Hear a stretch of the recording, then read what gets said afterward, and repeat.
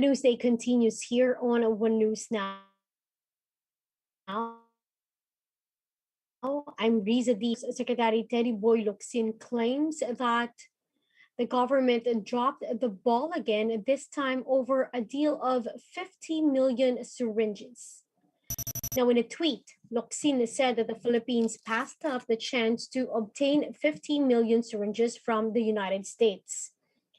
Locsin said that, or adds that, the government agencies refused to discuss the matter. In December last year, the DFA secretary also said that someone also dropped the ball on the country's vaccine negotiation with Pfizer.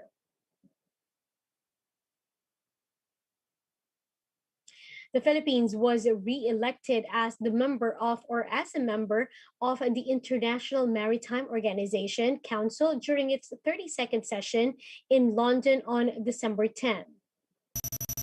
The Philippines is elected under Category C for the biennium 3. Now, this comes after the historic election of the Philippine ambassador to the UK, Antonio Lagdameo, as IMO Assembly President. Now, this is the first time that a Filipino is elected IMO Assembly President. The council is the executive organ of the IMO and is responsible for supervising the work of the organization.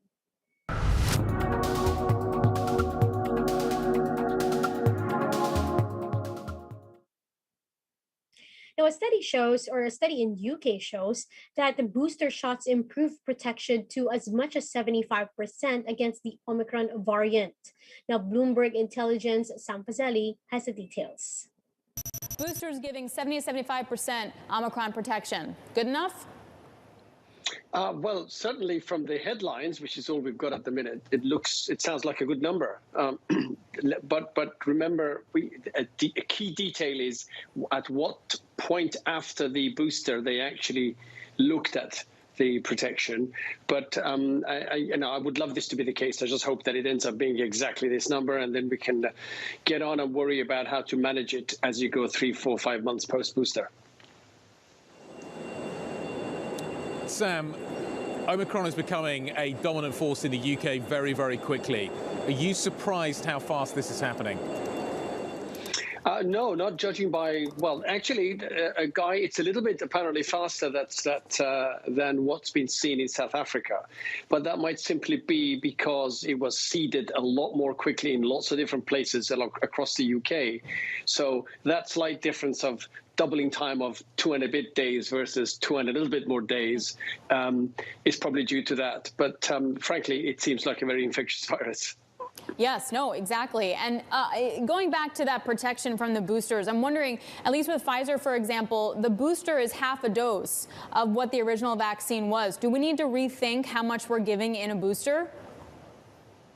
The Pfizer is not half a dose. Moderna is half a dose. Okay, Alex. Moderna. Yeah. Moderna is 50 micrograms.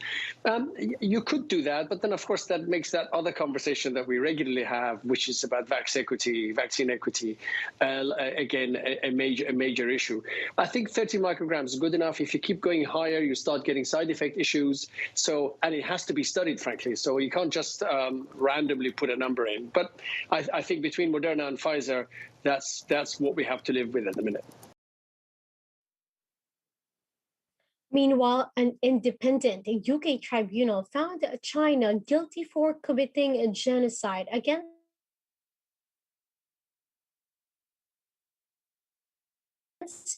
predominantly Muslim. However, Beijing calls the conclusion a piece a waste of paper. More details on this Bloomberg Quick Take.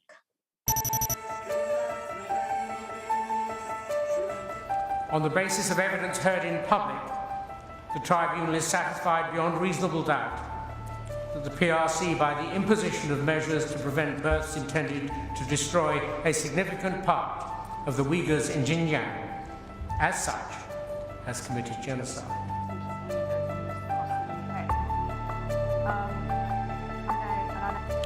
It was clear that there's now a reasonable basis to believe that crimes against humanity of forced sterilization, sexual violence, enslavement, torture, and forcible transfer are also being committed. "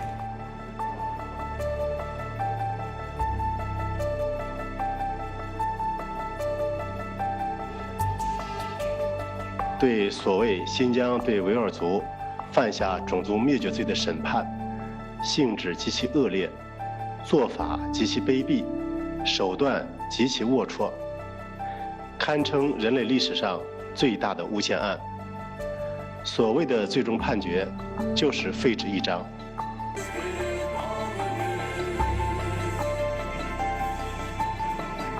Gathering, we give our appeal to the Chinese government, stop the Uyghur genocide.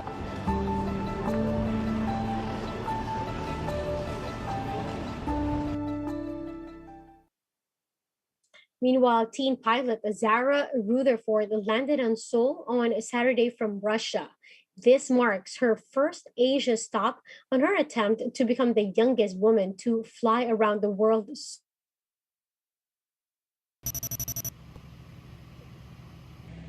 Recall that last August, departed from Belgium on her journey spanning 5 continents and 52 countries.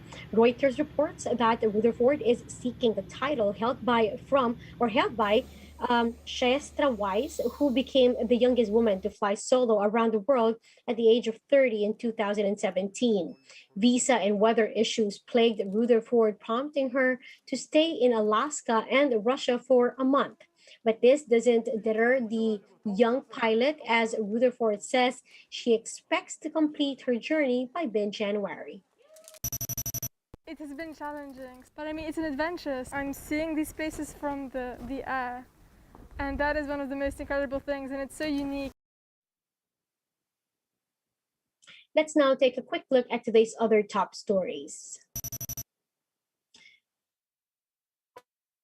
Another round of oil price hikes take effect this week.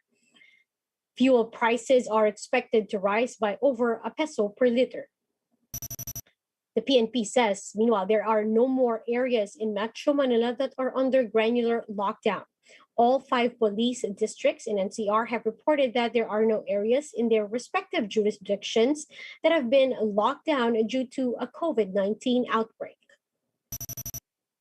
Now, at least 100 people are feared dead in Kentucky after a swarm of tornadoes hit the United States Midwest and South. Now, for more updates, visit News 5, The Philippine Star, and Business World Online. Visit our website, onenews.ph, for more in-depth analysis. You can also catch One News on Signal Play app. Register for a free account now, www.signalplay.com, and stream One News live anytime, anywhere. We are One News.